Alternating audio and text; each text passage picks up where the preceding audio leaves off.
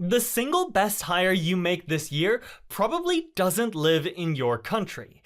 And here's the part that breaks people's brains. They might do better work than your local hire for up to 70% less. Yeah, 70% less. But, and here's the whole reason for this video, most people who try to hire overseas completely botch it. They pick the wrong country, they post in the wrong place, they skip the one contract clause that quietly hands their entire business to a stranger.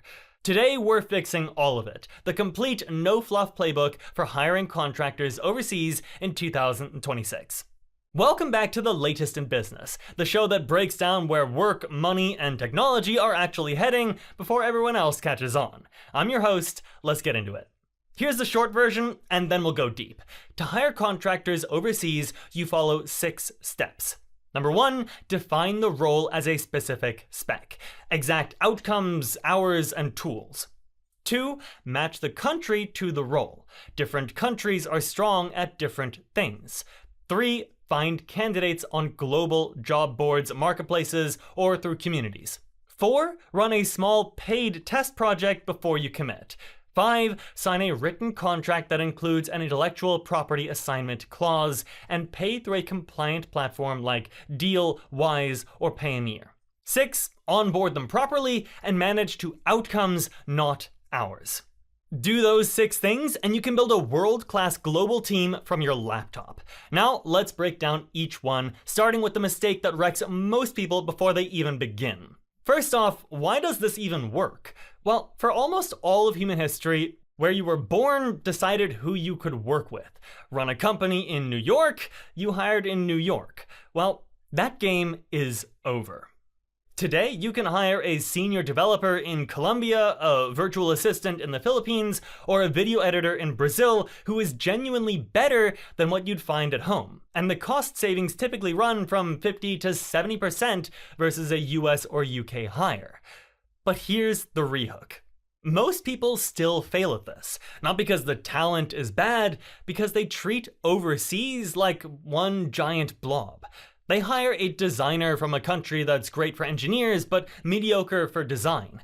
They post it in the wrong place and drown in 400 bad applicants. So let's fix that. 6 steps. Step 2 is the one the pros really obsess over. Step 1, before you hire anyone, anywhere, know exactly what you want. Not, I need a marketing person. That's like a vibe. A vibe gets you 400 applicants and 0 good ones. A spec gets you the right 5. Write the actual outcome, not manage social media, but publish 12 short-form videos a week and grow the account to 50,000 followers in 90 days. Outcomes, weekly hours, the exact tools, your budget, and how much time zone overlap you actually need. Because that single factor decides which country you hire from, which is exactly where we go next. Listen up, this is the most important part of the entire video. Screenshot it. Hiring overseas is not one decision. The best country for a virtual assistant is not the best country for a senior engineer. Here's the cheat sheet professionals actually use. For virtual assistants, customer support, executive assistants, bookkeeping, and documentation-heavy back office work, the Philippines is the gold standard. Why?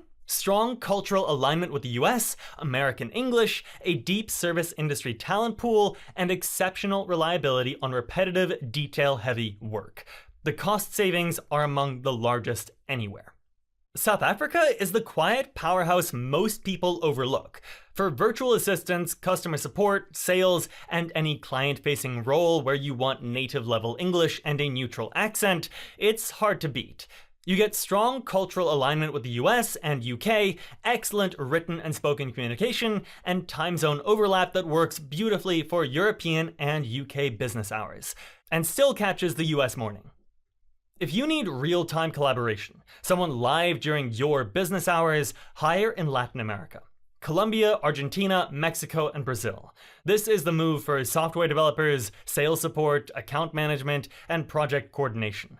The time zone overlap with the US is the whole advantage. Strong English, strong engineering talent, same workday.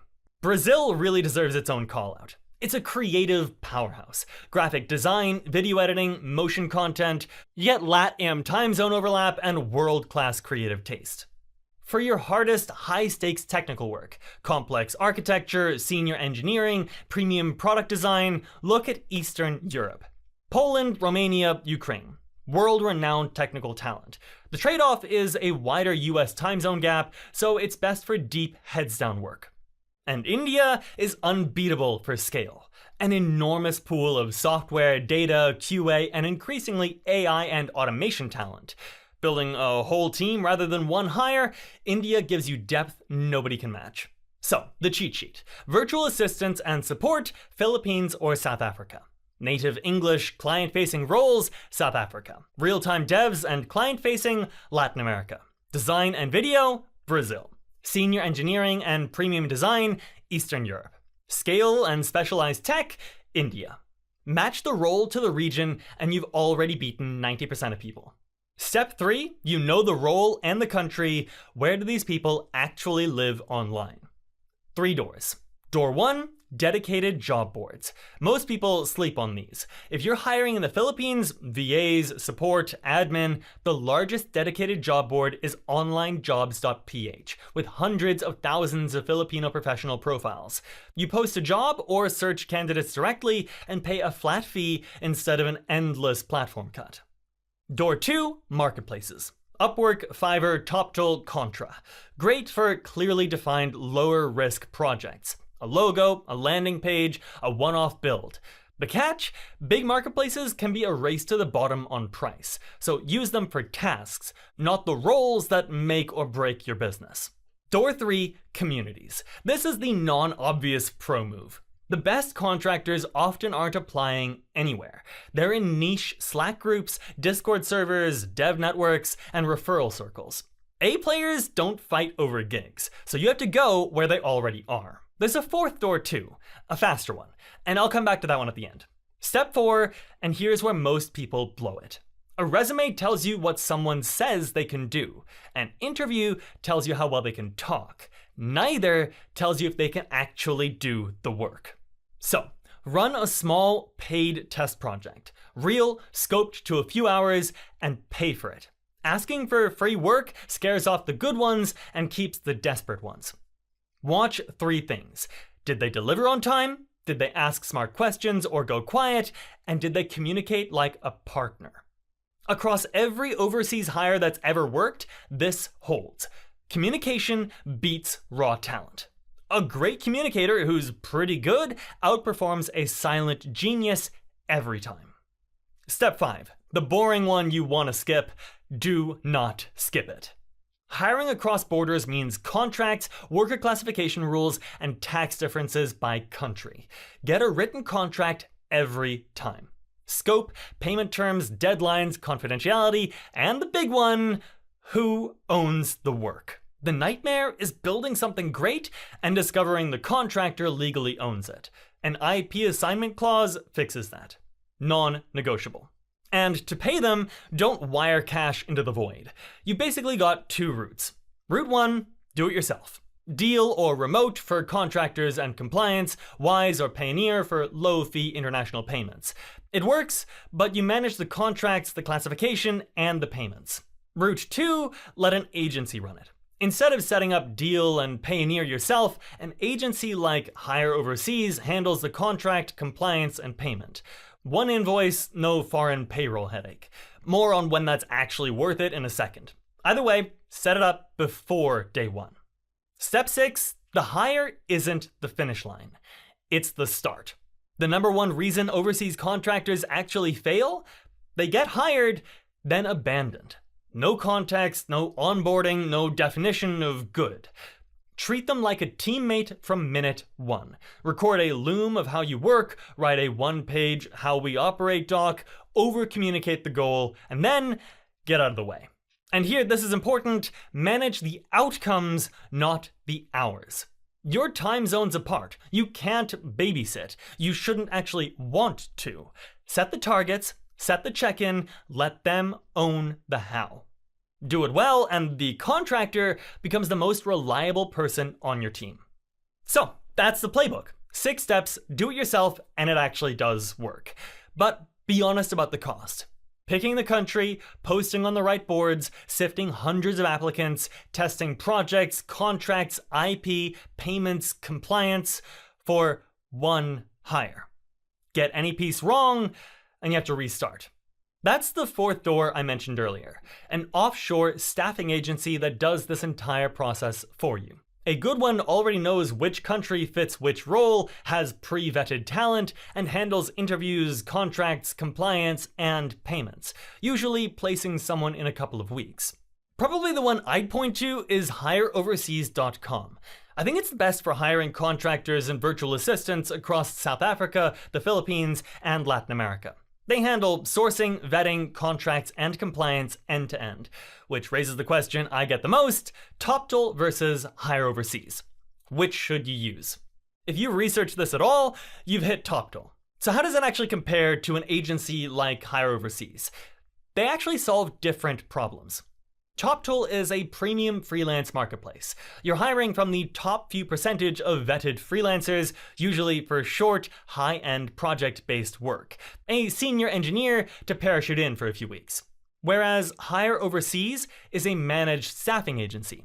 It places dedicated full-time overseas team members and handles the vetting, contracts, compliance, and even the payments for you. On cost, it's not even close. Toptal bundles a blended rate, often $60 to $150 plus per hour, with a markup baked in, plus a deposit and a monthly fee. An offshore agency like Hire Overseas is built around overseas talent at up to 70% less than a comparable US hire, billed as one simple all-in cost. So here's the honest split. Choose Toptal for a short, premium, specialized project when budget isn't a constraint. Choose Hire Overseas for an ongoing full-time team member at a fraction of the cost, and with the vetting and paperwork all handled. So for most people building a team for the long haul, not renting a specialist for a few weeks, Hire Overseas is the better fit. Is it legal to hire contractors overseas? Yes. You hire them as independent contractors under a written agreement. You generally don't run foreign payroll, just classify the relationship correctly and follow local rules. A platform like Deel or an agency handles the compliance. How much can you save hiring overseas? Typically 50 to 70% versus an equivalent US or UK hire, depending on role and country. What's the best country to hire contractors overseas? It depends on the role. Philippines and South Africa for virtual assistants and support, South Africa for native English client-facing roles, Latin America for developers and real-time roles, Brazil for design and video, Eastern Europe for senior engineering, India for scale. A managed agency like Hire Overseas covers South Africa, the Philippines, and Latin America all in one place. How do you pay an overseas contractor? Through international payment platforms like Wise, Payoneer, or Deel, not raw bank wires. Agree on currency and schedule upfront. Contractor or full-time employee? Well, start with a contractor and a paid test project. Many of the best long-term hires begin exactly that way. So, here's the big takeaway. Hiring overseas isn't a hack. It's the single biggest unlock most businesses are still sleeping on. The companies that win this decade won't have the biggest office. They're gonna have the best people on Earth wherever those people happen to live. If that reframed how you think about building a team, hit subscribe, because that's what we do here every week on The Latest in Business. Break down where work, money, and tech are actually heading before everyone else catches on. Next episode, we're gonna get into how AI is about to flip the entire hiring process upside down, and you don't wanna miss it. I'll catch you next time.